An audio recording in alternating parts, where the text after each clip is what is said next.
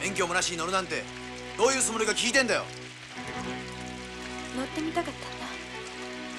このところ怒ったら全然乗っけてくれないんだもん。仕事が忙しいからだ。違うわ。こうったら私がオートバイに乗るのが嫌なのよ。なんだって。私がオートバイに夢中になるのを焼いてるのよ。バカ野郎。それにこんな雨の中で革ジャン着やがって。脱げよ。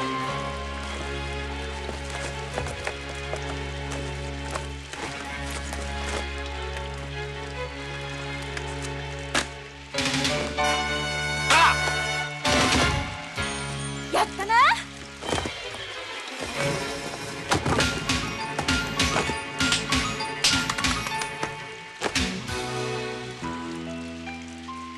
お前そんなにオートバイ乗りたいのか。